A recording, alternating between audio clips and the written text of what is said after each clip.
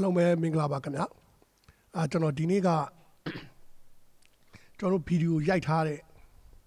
ဗီဒီယိုအရုပ်ကောပါတဲ့အတန်ဖိုင်တွေပေါ့နော်အတန်ဖိုင်ကိုကျွန်တော်တို့ကဒီ DAW ထဲမှာကျွန်တော်တို့ကအတန်ကိုကျွန်တော်တို့ကပြန်ပြီးတော့ကျွန်တော်ပြင်မယ်ကွန်ပျူတာတွေ EQ တွေ gate တွေနဲ့ကျွန်တော်တို့တခြားပြန်ပြင်မယ်ပြန်ပြင်ပြီးတော့မှ loud stand လည်းအကျယ်လည်းကျွန်တော်တို့ရအောင်ပေါ့နော်ပြန်ပြင်မယ်တိုးလာရေးကျတဲ့အပိုင်းတွေကိုလည်းကျွန်တော်ပြန်ပြင်မယ်ပေါ့နော်အဲ့တော့ကျွန်တော်ကရွေးချယ်ထားတာက DAW ကကျွန်တော် Studio One ကိုရွေးချယ်ထားတယ်အဲ့တော့ chat draw တွေတော့မရအောင်လား DAW နဲ့တော့မရအောင်လားရတယ်ဒါပေမဲ့ Studio One ကျတော့ဘာဖြစ်လို့လဲဆိုတော့ तू က drag and drop လုပ်လို့ရတယ်မြန်တယ်ပို့ပြီးတော့အဲ့ကြောင့်ကျွန်တော်က Studio One ကိုကျွန်တော်တုံးတာဖြစ်တယ်ပေါ့နော် chat draw နေနဲ့ကျွန်တော်လုပ်လို့ရပါတယ်အဲ့တော့အဲ့ဒီအပိုင်းကိုကျွန်တော်လုပ်ပြီးတဲ့အခါမှာကျွန်တော် YouTube တွေ Facebook တွေ TikTok တွေမှာကျွန်တော်တို့တင်တဲ့အခါမှာအတန်ဖိုင်ကိုကျွန်တော်တို့တေချာ clean လုပ်ပြီးတော့မှကျွန်တော်တို့loud stand အတန်အကျယ်အတိုးကျယ်တွေပါတေချာလုပ်ပြီးတော့တင်တဲ့ခါကျတော့ပို့ပြီးတော့ quality ပိုကောင်းတာပေါ့နော်အဲ့တော့အဲ့ဒီအပိုင်းကိုကျွန်တော်လုပ်ပြမှာဖြစ်တယ်အဲ့တော့ကျွန်တော်လည်းတူလိုက်ကြည့်ရအောင်နော်ကဲ let's go ပထမဦးစွာကျွန်တော်တို့ကအတန်ဖိုင်ရှိတဲ့ဆိုတာကိုဖွင့်လိုက်မယ်ဖွင့်ပြီးတော့မှ video file တစ်ဖိုင်ကိုကျွန်တော်တို့ drag and drop ကျွန်တော်တို့ mouse နဲ့ဆွဲထည့်လိုက်မယ်ရောက်သွားပြီဒါကကျွန်တော် DJI phone နဲ့ရိုက်ထားတာဗျ DJI phone နဲ့ရိုက်ထားတယ်မိုက်နဲ့ဖမ်းထားတယ်ကျွန်တော် sound card ကနေပြီးတော့ဖမ်းထားတယ် DJI phone နဲ့ရိုက်ထားတယ် OBS ကိုသုံးပြီးတော့ဗောနော် OBS ကိုသုံးပြီးရိုက်ထားတယ်အဲ့တော့ကျွန်တော်တို့ကဒီမှာရောက်လာပြီဗျာရောက်လာပြီဆိုတော့ဒီဘက်ဘေးနားမှာကျွန်တော်တို့ဒီမှာဒီဗီဒီယိုရဲ့ဘေးနားမှာဒီမှာ line တွန်းနေရှိတယ်အဲ့ဒါကဘာလဲဆိုအဲ့ဒါလေးကိုနှိပ်လိုက်ကျွန်တော်တို့က audio တီးတန့် line ခွဲပါတယ်အဲ့ဒါလေးကိုနှိပ်လိုက်မယ်ဆိုရင် yes audio ကျွန်တော်တို့ကတီးတန့် line ခွဲပြီး audio ရောက်လာပြီအဲ့တော့ကျွန်တော်တို့နားထောင်ကြည့်မယ်အားလုံးပဲမင်္ဂလာပါခင်ဗျာတင်ကောင်းလေးတစ်ခုပြောဖို့ရှိပါတယ်ကျွန်တော် channel ထဲမှာ member ဝင်လို့ရပါပြီခင်ဗျာအဲ့ဆိုတော့ channel ထဲမှာကျွန်တော် member ဝင်ထားတဲ့လူတွေကိုကျွန်တော်ကနေပြီးတော့မှ guitar theory တွေနောက်ပြီးတော့ notes theory တွေနောက်ပြီးတော့ scale အသုံးပြုပုံတွေscale တစ်ခုနဲ့တစ်ခုဘယ်လိုဆက်နွယ်နေတဲ့အကြောင်းအရာတွေကိုတီးသန့်ကျွန်တော်တင်ပေးဖို့ဖြစ်ပါတယ်အဲဆိုတော့ဗီဒီယိုဖိုင်လေးမှာပြောတဲ့အချိန်မှာအဲ့ဗီဒီယိုဖိုင်ထဲမှာလေးတန်းနေကျွန်တော်တို့ရှိဆိုပြီးတော့နောက်ကလေးတန်းနေပါနေတယ်အဲ့လေးတန်းနေကျွန်တော်ကဖြောင်းမယ်ဗျအဲ့ noise ပေါ့နော် noise တန်းကျွန်တော်မလိုချင်ဘူးဗျအဲ့ noise တန်းကိုဖြောင်းမယ်ဗီဒီယိုကြည့်တဲ့လူလည်းစိတ်နှောက်ယှက်ဖြစ်တယ်အဲ့ noise တွေကပေါ့နော်အဲဆိုတော့ကျွန်တော်အဲ့ noise ကိုကျွန်တော်တို့ဖြောင်းမယ်ဆိုတော့ကကျွန်တော်တို့ဒီမှာအောက်ကအတန် line ကိုကျွန်တော်တို့တွားလိုက်မယ်တွားပြီးတော့မှဒီမှာ C1 အောက်မှာ mixer ဆိုတော့တောင်းလေးမှာ mixer ဆိုတာရှိတယ်အဲ့ mixer လေးကိုကျွန်တော်နှိပ်လိုက်တဲ့ခါကျရင်ဒီမှာကျွန်တော်တို့အတန် line အတွက်ကိုတီးတန့်ကျွန်တော်တို့ line လေးပေါ်ပြီပေါ့နော်ဟုတ်ပြီအဲ့ဆိုအဲ့အတန် line ကိုကျွန်တော်တို့ကအားလုံးပဲမင်္ဂလာပါခင်ဗျာအားလုံးပဲမင်္ဂလာပါမလာခင်မှာ noise ပါနေတယ်အားလုံးပဲမင်္ဂလာပါခင်ဗျာဆိုစကားပြောနေတဲ့နေရာမှာလည်း noise တွေပါနေတယ် okay ကျွန်တော်တို့လောဆယ်မှာအဲ့ noise ကိုကျွန်တော်တို့ကလောဆယ်ကျွန်တော်မဖြောက်သေးပဲနဲ့ vocal ကိုကျွန်တော်တို့ကပို့ရင် clear ပို့ရင်လုပ်မယ်ဆိုတော့ first filter တွေကကျွန်တော် Bluetooth 4နဲ့ကျွန်တော်လုပ်မယ်ဆိုတော့ vocal ဖြစ်တဲ့အတွက်ကြောင့်မလို့ကျွန်တော်တို့ကရှေ့က low frequency တွေကိုကျွန်တော်တို့က cut မယ်ဆိုတာ30လောက်ကျွန်တော်တို့ထားမယ်ပေါ့နော်အားလုံးပဲမင်္ဂလာပါနံပါတ်ဝင်လို့ရပါဆိုတော့အဲ့ low တန်ကိုကျွန်တော်တို့ကမယူ low တန်ကိုကျွန်တော်100လောက်ကိုကျွန်တော်တို့ cut လိုက်မယ်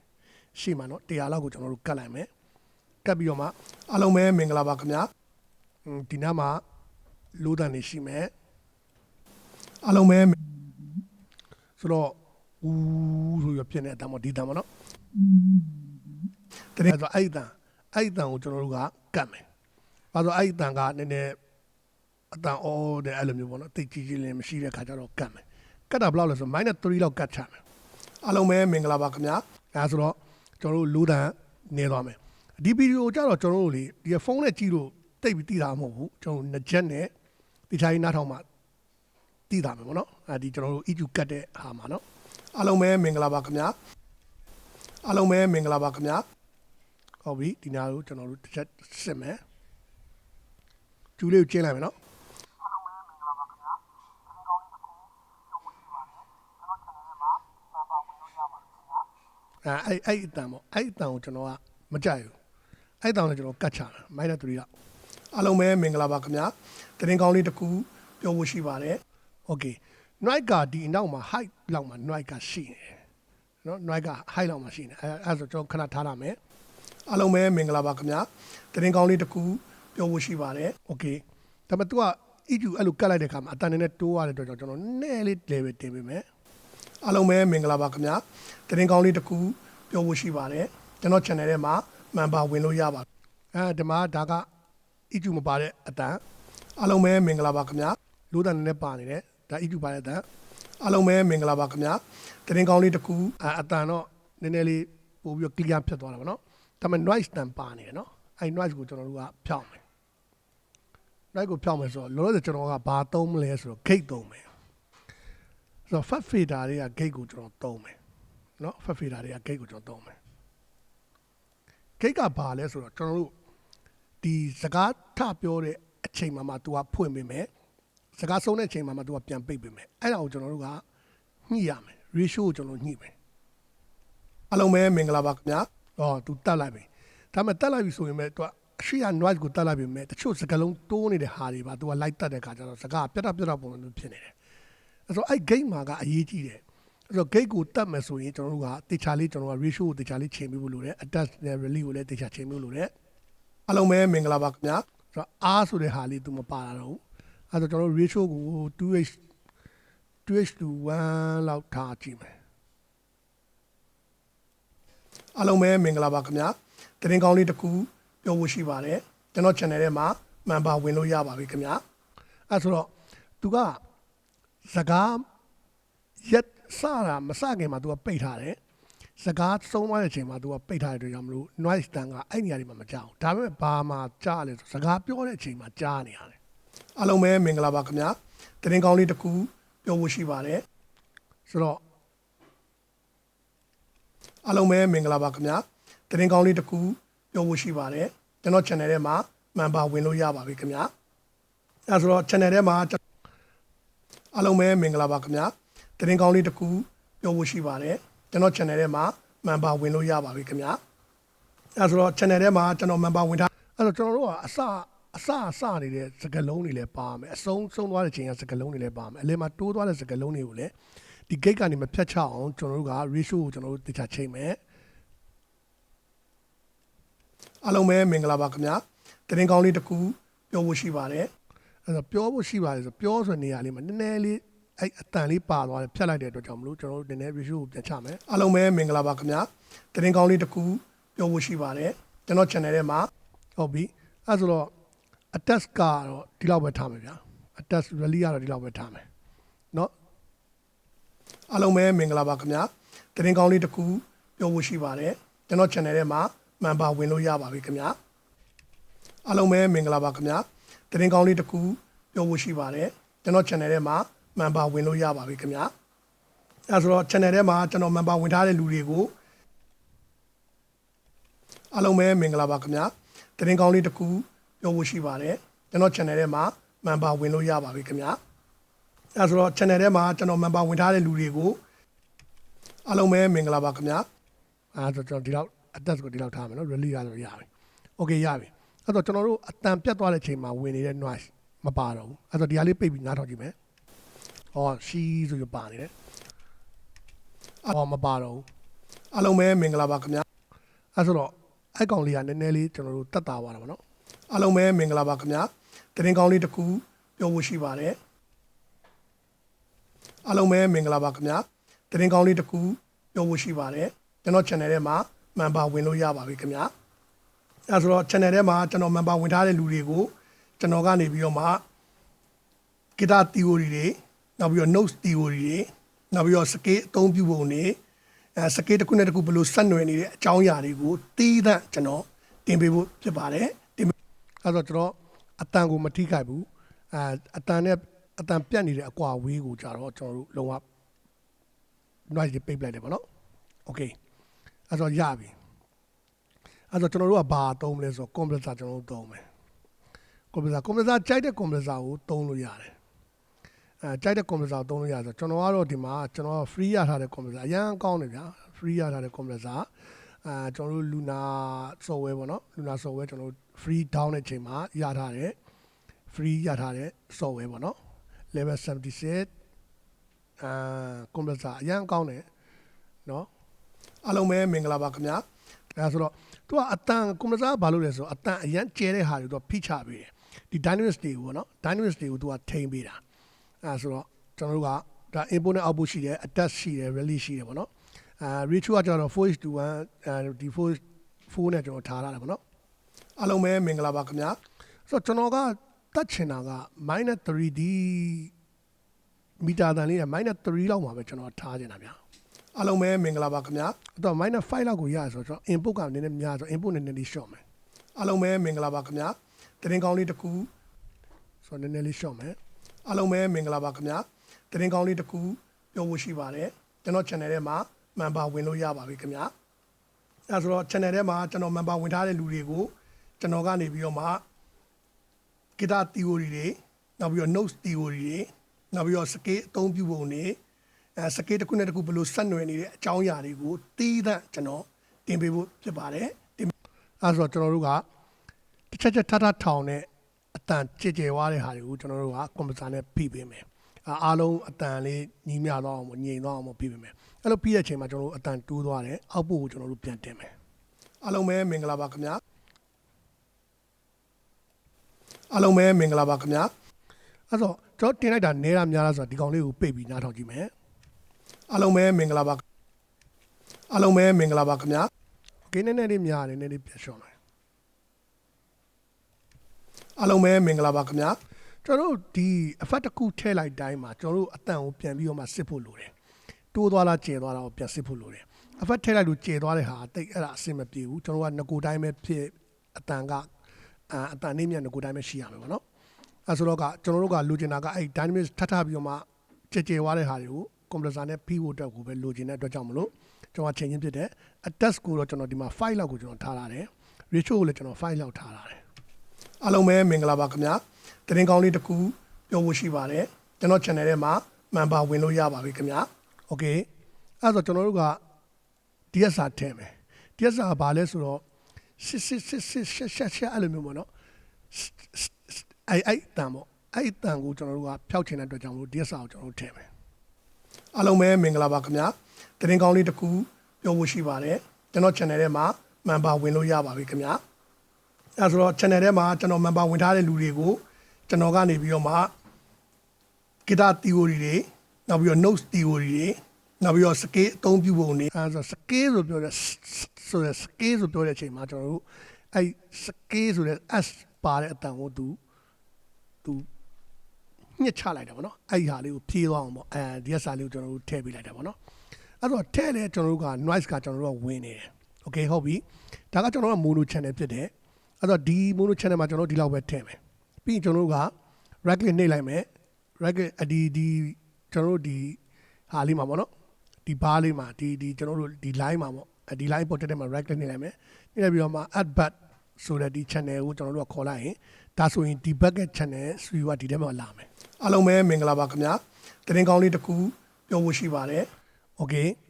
အဲ့ဆိုအဲ့နေရာမှာကျွန်တော်တို့ကတတ်မယ်ဆိုတော့ noise ကိုကျွန်တော်တို့ကတတ်မယ်နော် noise ကိုကျွန်တော်တို့ကလုံးဝကိုအဲ့စကားပြောနေတဲ့အချိန်မှာပါနေတဲ့ noise ပေါ့နော်ဟိုကတော့ကျွန်တော်တို့ gate နဲ့ကျွန်တော်တို့တတ်ထားတဲ့အတွက်ကြောင့်မလို့စကားသက်ပြတ်သွားရင်တော့မရှိတော့ဘူးဒါဘာနဲ့တတ်မလဲဆိုတော့ h noise ကျွန်တော်တို့ဒါကဘာမှလဲဆိုတော့ wave plugin ထဲမှာပါတယ်h noise ကိုကျွန်တော်ခေါ်ထည့်လိုက်မယ်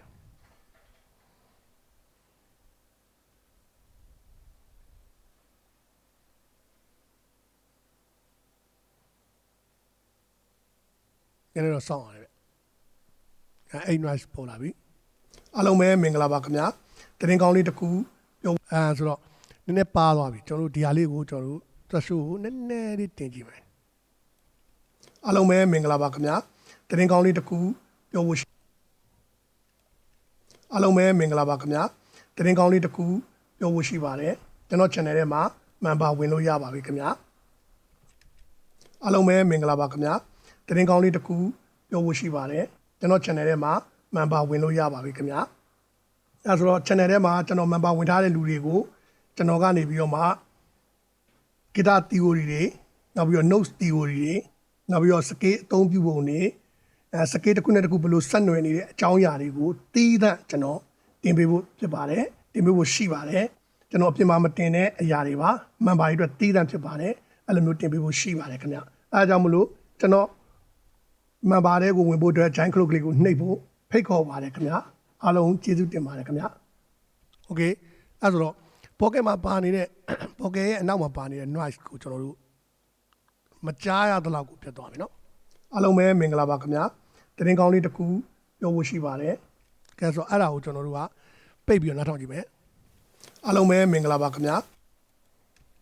အားလုံးပဲမင်္ဂလာပါခင်ဗျတင်ကောင်းလေးတစ်ခုပြောဖို့ရှိပါတယ်ကျွန်တော် channel ထဲမှာ member ဝင်လို့ရပါပြီခင်ဗျအဲ့ဆိုတော့ channel ထဲမှာကျွန်တော် member ဝင်ထားတဲ့လူတွေကိုကျွန်တော်ကနေပြီးတော့မှ guitar theory တွေနောက်ပြီးတော့ notes theory တွေ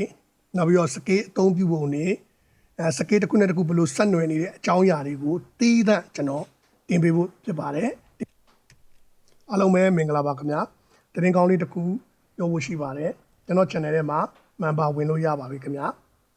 အဲဆိုတော့ channel ထဲမှာကျွန်တော် member ဝင်ထားတဲ့လူတွေကိုကျွန်တော်ကနေပြီးတော့မှ guitar theory တွေနောက်ပြီးတော့ notes theory တွေနောက်ပြီးတော့ scale အသုံးပြုပုံတွေအဲ့တော့မကြားရတဲ့လောက်ကိုပြတ်သွားပြီเนาะကဲဟုတ်ပြီအဲ့ဆိုတော့ကျွန်တော်တို့က studio bus ထဲမှာကျွန်တော်က noise gate ကိုထည့်လိုက်ပြီကျွန်တော် wait channel တွေကပါเนาะ noise gate ကိုထည့်လိုက်ပြီပြီးရင်ကျွန်တော်က computer ထပ်ပြီးသုံးကျင်တယ်ဗျအဲ့ studio panel ခွဲထားတဲ့ထဲမှာကျွန်တော်တို့ကဒီ LA2 တွေပေါ့เนาะအဲ့ဒါက UAD ကနေပြီးတော့မှ free ရထားတဲ့ LA2 တွေအားလုံးပဲမင်္ဂလာပါခင်ဗျတင်ကောင်းလေးတစ်ခုပြောဖို့ရှိပါတယ်ကျွန်တော် channel ထဲမှာ member ဝင်လို့ရပါပြီခင်ဗျအဲဆိုတော့ channel ထဲမှာကျွန်တော် member ဝင်ထားတဲ့လူတွေကိုကျွန်တော်ကနေပြီးတော့မှ guitar theory တွေနောက်ပြီးတော့ notes theory တွေနောက်ပြီးတော့ scale အသုံးပြုပုံတွေscale တစ်ခုနဲ့တစ်ခုဘယ်လိုဆက်နွယ်နေတဲ့အကြောင်းအရာတွေကိုတီးသန့်ကျွန်တော်တင်ပေးဖို့ဖြစ်ပါတယ်တင်ပေးဖို့ရှိပါတယ်ကျွန်တော်အပြင်မှာမတင်တဲ့အရာတွေပါမှန်ပါရေးအတွက်တီးသန့်ဖြစ်ပါတယ်အဲ့လိုမျိုးတင်ပေးဖို့ရှိပါတယ်ခင်ဗျအဲဒါကြောင့်မလို့ကျွန်တော်မှန်ပါတယ်ကိုဝင်ဖို့အတွက် giant clock လေးကိုနှိပ်ဖို့ဖိတ်ခေါ်ပါတယ်ခင်ဗျအားလုံးကျေးဇူးတင်ပါတယ်ခင်ဗျအားလုံးပဲမင်္ဂလာပါခင်ဗျတင်ကောင်းလေးတစ်ခုပြောဖို့ရှိပါတယ်ကျွန်တော် channel ထဲမှာ member ဝင်လို့ရပါပြီခင်ဗျအဲဆိုတော့ channel ထဲမှာကျွန်တော် member ဝင်ထားတဲ့လူတွေကိုကျွန်တော်ကနေပြီးတော့မှ guitar theory တွေနောက်ပြီးတော့ notes theory တွေနောက်ပြီးတော့ scale အသုံးပြုပုံတွေscale တစ်ခုနဲ့တစ်ခုဘယ်လိုဆက်နွယ်နေတဲ့အကြောင်းအရာတွေကိုတီးသန့်ကျွန်တော်တင်ပေးဖို့ဖြစ်ပါတယ်တင်ပေးဖို့ရှိပါတယ်ကျွန်တော်အပြင်မှာမတင်တဲ့အရာတွေပါမှန်ပါရေးအတွက်တီးသန့်ဖြစ်ပါတယ်အဲ့လိုမျိုးတင်ပေးဖို့ရှိပါတယ်ခင်ဗျအဲဒါကြောင့်မလို့ကျွန်တော်မှန်ပါတယ်ကိုဝင်ဖို့အတွက် giant clock လေးကိုနှိပ်ဖို့ဖိတ်ခေါ်ပါတယ်ခင်ဗျအားလုံးပဲမင်္ဂလာပါခင်ဗျတင်ကောင်းလေးတစ်ခုပြောဖို့ရှိပါတယ်ကျွန်တော် channel ထဲမှာ member ဝင်လို့ရပါပြီခင်ဗျအဲဆိုတော့ channel ထဲမှာကျွန်တော် member ဝင်ထားတဲ့လူတွေကိုကျွန်တော်ကနေပြီးတော့မှ guitar theory တွေနောက်ပြီးတော့ notes theory တွေနောက်ပြီးတော့ scale အသုံးပြုပုံတွေscale တစ်ခုနဲ့တစ်ခုဘယ်လိုဆက်နွယ်နေတဲ့အကြောင်းအရာတွေကိုတီးသန့်ကျွန်တော်တင်ပေးဖို့ဖြစ်ပါတယ်တင်ပေးဖို့ရှိပါတယ်ကျွန်တော်အပြင်မှာမတင်တဲ့အရာတွေပါမှန်ပါရေးအတွက်တီးသန့်ဖြစ်ပါတယ်အဲ့လိုမျိုးတင်ပေးဖို့ရှိပါတယ်ခင်ဗျအဲဒါကြောင့်မလို့ကျွန်တော်မှန်ပါတယ်ကိုဝင်ဖို့အတွက် giant clock လေးကိုနှိပ်ဖို့ဖိတ်ခေါ်ပါတယ်ခင်ဗျအားလုံးပဲမင်္ဂလာပါခင်ဗျတင်ကောင်းလေးတစ်ခုပြောဖို့ရှိပါတယ်အားလုံးပဲမင်္ဂလာပါခင်ဗျတင်ကောင်းလေးတစ်ခုပြောဖို့ရှိပါတယ်ကျွန်တော် channel ထဲမှာ member ဝင်လို့ရပါပြီခင်ဗျအဲဆိုတော့ channel ထဲမှာကျွန်တော် member ဝင်ထားတဲ့လူတွေကို okay အဲဆိုတော့ကျွန်တော်တို့ကပို့ပြီးတော့မှအတိတ်ပဲရှိသွားအောင်ကျွန်တော်တို့က revert ထည့်မယ် revert ထည့်လိုက်မယ်ပေါ့နော်ပို့ပြီးတော့မှမိုက်သွားအောင်ပေါ့ဘာဆိုတော့revert ထည့်တယ်ဆိုတာကတဘာဝကြောင်တဘာဝဆန်ကျွန်တော်တို့ကထည့်မှာ revert ကိုနော်အဲဆိုတော့ကျွန်တော်တို့ revert ကိုလဲထုံနေလောက်အောင်ပဲကျွန်တော်တို့က free ပေါ့နော်ဂုံစင်းပေါ့ free ရထားတဲ့ထဲကနေပြီးကျွန်တော်တို့ထည့်မယ်ဗီဒီယိုကြီးကနည်းနည်းရှည်မယ်ဗျတခြားလေးလိုက်ကြည့်ပြီးရင်တော့ဒါကိုလုတ်တဲ့ဟာမှာရမယ်ပေါ့နော်ခါနေ revert တောင်ပြောင်းနေတယ်ဟောဒီမှာbreak ဒါဂုံစင်း UAD ကနေပြီးတော့ဂုံစင်းရထားတယ်ဟာအဲ့တော့ဒီမှာကျွန်တော်တို့ vocal ကိုကျွန်တော်တို့ရွေးလိုက်ပြီးတော့မှကျွန်တော်လိုက်ရွေးကြည့်မယ်ဘယ်ကောင်းပိုကောင်းတယ်ပေါ့နော်ပြီးရင်ကျွန်တော်တို့ဒီမှာစမ်းနေပြီးတော့မှဒီမှာ FX1 ကိုကျွန်တော်တို့ရွေးပေးလိုက်အောင်မယ်အနေနဲ့ကျွန်တော်တို့ဒီကနေချိန်မယ် ဒီကနေပြီးချိန်မယ်နော် အားလုံးပဲမင်္ဂလာပါခင်ဗျာ ဟောဆိုတော့ rubber အရင်များတယ်ဆိုတော့ဒီဟာလေးကို short မယ် အားလုံးပဲမင်္ဂလာပါခင်ဗျာတင်ကောင်းလေးတစ်ခုပြောဖို့ရှိပါတယ်ကျွန်တော် channel ထဲမှာ member ဝင်လို့ရပါပြီခင်ဗျာအဲဆိုတော့ channel ထဲမှာကျွန်တော် member ဝင်ထားတဲ့လူတွေကိုကျွန်တော်ကနေပြီးတော့မှ guitar theory တွေနောက်ပြီးတော့ notes theory တွေနောက်ပြီးတော့ scale အသုံးပြုပုံတွေ အဲဆိုတော့ကျွန်တော်က low တိတ်မကြိုက်တော့ဒီထဲမှာကျွန်တော် effect channel ထဲမှာကျွန်တော် low တစ်ခေါက်ပြန်ကတ်မယ်ဗျာ low တန် rubber low တန်ပါတယ်များတယ်ကျွန်တော်တိတ်မကြိုက်ဘူးဒါကျွန်တော်မကြိုက်လို့ပေါ့နော်ကြိုက်တဲ့လူကြတော့ထည့်လို့ရတယ် အားလုံးပဲမင်္ဂလာပါခင်ဗျာတင်ကောင်းလေးတစ်ခုပြောဖို့ရှိပါတယ်ကျွန်တော် channel ထဲမှာ member ဝင်လို့ရပါပြီခင်ဗျာအဲဆိုတော့ channel ထဲမှာကျွန်တော် member ဝင်ထားတဲ့လူတွေကိုကျွန်တော်ကနေပြီးတော့မှ guitar theory တွေနောက်ပြီးတော့ notes theory တွေနောက်ပြီးတော့ scale အသုံးပြုပုံတွေ okay အားလုံးပဲမင်္ဂလာပါခင်ဗျာတင်ကောင်းလေးတစ်ခုပြောဖို့ရှိပါတယ်ကျွန်တော် channel ထဲမှာ member ဝင်လို့ရပါပြီခင်ဗျာအဲဆိုတော့ channel ထဲမှာကျွန်တော် member ဝင်ထားတဲ့လူတွေကိုကျွန်တော်ကနေပြီးတော့မှ guitar theory တွေနောက်ပြီးတော့ notes theory တွေနောက်ပြီးတော့ scale အသုံးပြုပုံတွေscale တစ်ခုနဲ့တစ်ခုဘယ်လိုဆက်နွယ်နေတဲ့အကြောင်းအရာတွေကိုတီးသန့်ကျွန်တော်တင်ပေးဖို့ဖြစ်ပါတယ်တင်ပေးဖို့ရှိပါတယ်ကျွန်တော်အပြင်မှာမတင်တဲ့အရာတွေပါ member တွေအတွက်တီးသန့်ဖြစ်ပါတယ်အဲ့လိုမျိုးတင်ပေးဖို့ရှိပါတယ်ခင်ဗျအဲဒါကြောင့်မလို့ကျွန်တော် member တွေကိုဝင်ဖို့အတွက် join club လေးကိုနှိပ်ဖို့ဖိတ်ခေါ်ပါတယ်ခင်ဗျအားလုံးကျေးဇူးတင်ပါတယ်ခင်ဗျအားလုံးပဲမင်္ဂလာပါခင်ဗျတင်ကောင်းလေးတစ်ခုပြောဖို့ရှိပါတယ် okay အဲ့တော့မရှိသလောက်ကိုနည်းသွားပြီ အားလုံးပဲမင်္ဂလာပါခင်ဗျ okay အဲ့ဆိုကျွန်တော်တို့အဲ့ဒါကိုကျွန်တော်တို့က အားလုံးပဲမင်္ဂလာပါခင်ဗျ အဲ့တော့သူ့အတန်ကကျွန်တော်တို့ကloud နဲ့မဖြစ်သေးဘူးပေါ့နော်ကျွန်တော်တို့ကတချင်းတစ်ပုတ်က minus 1 2လောက်နဲ့ကျွန်တော်တို့ကYouTube ကနေပြီးတော့ကျွန်တော်တို့ကြည်နေတာပေါ့နော် TikTok ကနေလည်းကြည်နေတဲ့အတွက်ကြောင့်မလို့ကျွန်တော်တို့က loud နဲ့ဖြစ်အောင်ကျွန်တော်တို့ကဒီနှစ်ခုကို effect နဲ့ဒီကျွန်တော်တို့ studio ခွဲထားတဲ့ vocal ကို studio ခွဲထားတဲ့ bass နှစ်ခုကိုဆက်လက်ပေးလိုက်ပြီးတော့မှကျွန်တော်တို့ဒီလိုမျိုးပေါ့နော်ဒီကောင်လေးကို control လေးကိုဒီ keyboard က control လေးကိုနှိပ်ပြီးတော့မှဒီကောင်ဆက်လက်ပေးလိုက်ဆက်လက်ပေးအဲ့နှစ်ခုကိုပြန်ပေါင်းမယ်ပြန်ပေါင်းပြီးတော့ up bass နဲ့ပြန်ပေါင်းမယ်အဲ့ဆိုတော့ဒီကောင်ကဒါ master bass ပုံစံမျိုးဖြစ်သွားတာပေါ့နော် master bass mid bass ပေါ့နော် mid bass ပုံစံမျိုးဖြစ်သွားတာဆိုတော့ဒီ effect ကအတန်ကောဒီကျွန်တော်တို့ဒီ vocal ကိုခွဲထားတဲ့ဒီ studio တန်နှစ်ခုပေါ့နော်ဒီ vocal တော့မထည့်ဘူးနော် vocal ကဒီ studio ထဲကိုသွားတဲ့အတွက်ကြောင့်မလို့လေမထည့်ဆိုဒီနှစ်ခုရဲ့အတန်ဒီမှာလာမယ် အားလုံးပဲမင်္ဂလာပါခင်ဗျတင်ကောင်းလေးတစ်ခုပြောဖို့ရှိပါတယ်ကျွန်တော် channel ထဲမှာ အဲ့မှာကျွန်တော်တို့ EQ ထပ်ပြီးတော့ကင်လို့လည်းရတယ်ပို့ပြီးတော့မှ အားလုံးပဲမင်္ဂလာပါခင်ဗျ အဲဆိုတော့ဒီမှာကျွန်တော်တို့က low နေခြင်းနဲ့ဆိုလဲ low ကိုကျွန်တော်တို့ကပြန်ပြီးတော့မှအသေးသေးပြန်ချင်လို့ရတယ် အားလုံးပဲမင်္ဂလာပါခင်ဗျတင်ကောင်းလေးတစ်ခုပြောဖို့ရှိပါတယ်ကျွန်တော် channel ထဲမှာ member ဝင်လို့ရပါပြီခင်ဗျအဲဆိုတော့ channel ထဲမှာကျွန်တော် member ဝင်ထားတဲ့လူတွေကိုကျွန်တော်ကနေပြီးတော့မှ guitar theory တွေနောက်ပြီးတော့ notes theory တွေနောက်ပြီးတော့ scale အသုံးပြုပုံတွေscale တစ်ခုနဲ့တစ်ခုဘယ်လိုဆက်နွယ်နေတဲ့အကြောင်းအရာတွေကိုတီးသန့်ကျွန်တော်တင်ပေးဖို့ဖြစ်ပါတယ်တင်ပေးဖို့ရှိပါတယ်ကျွန်တော်ပြင်မှာမတင်တဲ့အရာတွေပါအဲ့ထောင်နေတဲ့အတန်ကို အားလုံးပဲမင်္ဂလာပါခင်ဗျတင်ကောင်းလေးတစ်ခုပြောဖို့ရှိပါတယ်ကျွန်တော် channel ထဲမှာ member ဝင်လို့ရပါပြီခင်ဗျအဲဆိုတော့ channel ထဲမှာကျွန်တော် member ဝင်ထားတဲ့လူတွေကိုကျွန်တော်ကနေပြီးတော့မှ guitar theory တွေနောက်ပြီးတော့ notes theory တွေနောက်ပြီးတော့ scale အသုံးပြုပုံတွေscale တစ်ခုနဲ့တစ်ခုဘယ်လိုဆက်နွယ်နေတဲ့အကြောင်းအရာတွေကိုတီးသန့်ကျွန်တော်တင်ပေးဖို့ဖြစ်ပါတယ်တင်ပေးဖို့ရှိပါတယ်ကျွန်တော်အပြင်မှာမတင်တဲ့အရာတွေပါ member တွေအတွက်တီးသန့်ဖြစ်ပါတယ်အဲ့လိုမျိုးတင်ပေးဖို့ရှိပါတယ်ခင်ဗျအဲဒါကြောင့်မလို့ကျွန်တော် member တွေကိုဝင်ဖို့အတွက် join club လေးကိုနှိပ်ဖို့ဖိတ်ခေါ်ပါတယ်ခင်ဗျအားလုံးကျေးဇူးတင်ပါတယ်ခင်ဗျ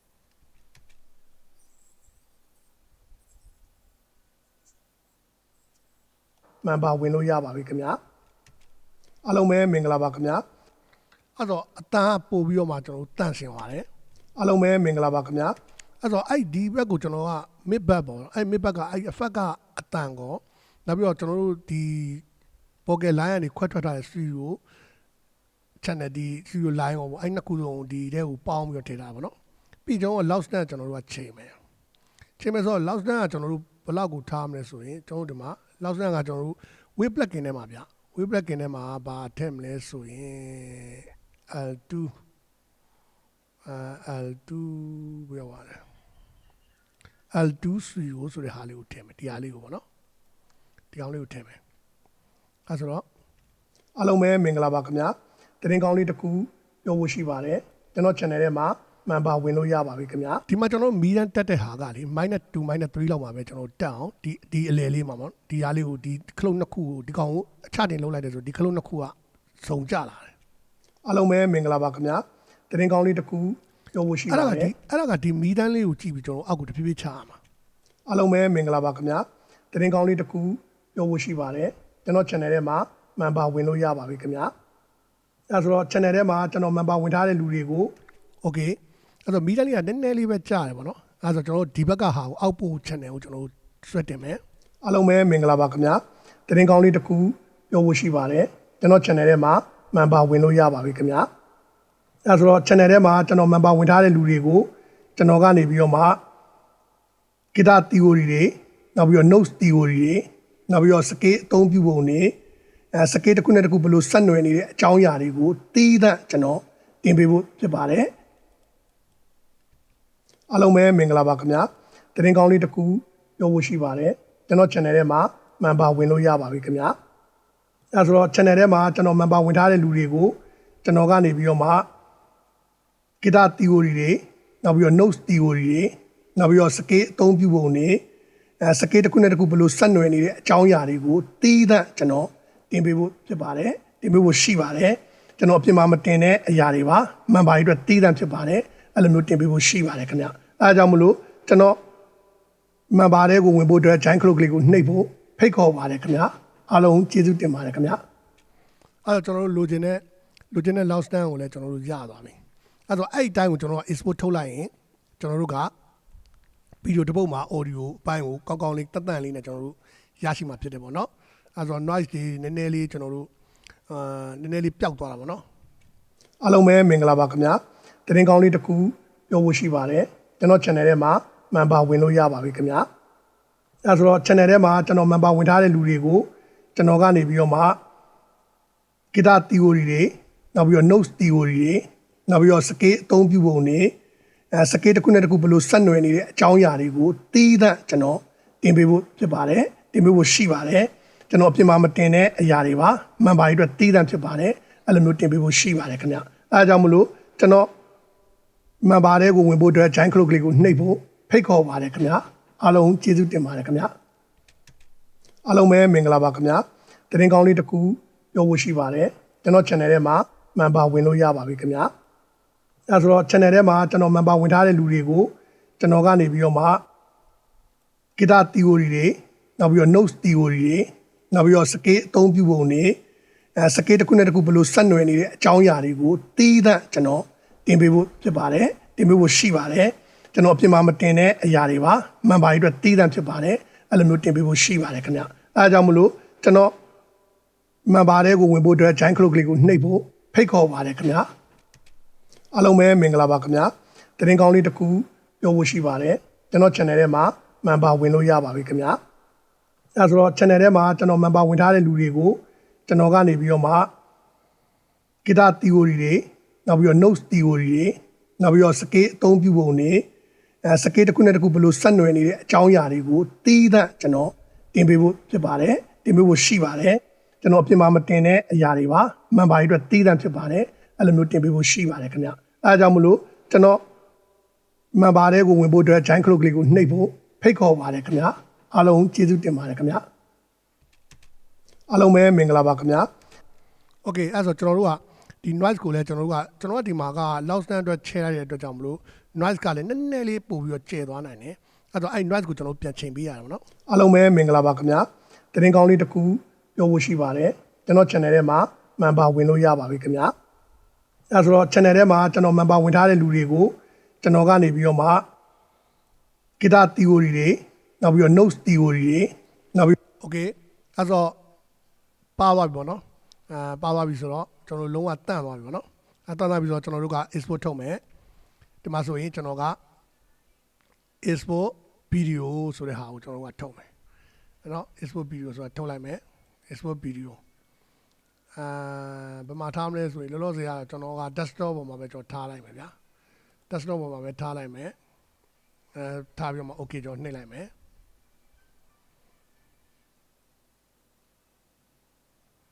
okay desktop ပေါ်ရောက်သွားပြီအဲဆိုအဲ့ desktop ပေါ်ဟာကျွန်တော်ဖွင့်ကြည့်မယ်အားလုံးပဲမင်္ဂလာပါခင်ဗျာတင်ကောင်းလေးတစ်ခုပြောဖို့ရှိပါတယ်ကျွန်တော် channel ထဲမှာ member ဝင်လို့ရပါပြီခင်ဗျာအဲဆိုတော့ channel ထဲမှာကျွန်တော် member ဝင်ထားတဲ့လူတွေကိုကျွန်တော်ကနေပြီးတော့မှ guitar theory တွေနောက်ပြီးတော့ notes theory တွေနောက်ပြီးတော့ scale အသုံးပြုပုံတွေ scale တစ်ခုနဲ့တစ်ခုဘယ်လိုဆက်နွယ်နေတဲ့အကြောင်းအရာတွေကိုတီးသန့်ကျွန်တော်တင်ပေးဖို့ဖြစ်ပါတယ်တင်ပေးဖို့ရှိပါတယ်ကျွန်တော်အပြင်မှာမတင်တဲ့အရာတွေပါ member တွေအတွက်တီးသန့်ဖြစ်ပါတယ်အဲ့လိုမျိုးတင်ပေးဖို့ရှိပါတယ်ခင်ဗျအဲဒါကြောင့်မလို့ကျွန်တော် member တွေကိုဝင်ဖို့အတွက် join clock လေးကိုနှိပ်ဖို့ဖိတ်ခေါ်ပါတယ်ခင်ဗျအားလုံးကျေးဇူးတင်ပါတယ်ခင်ဗျ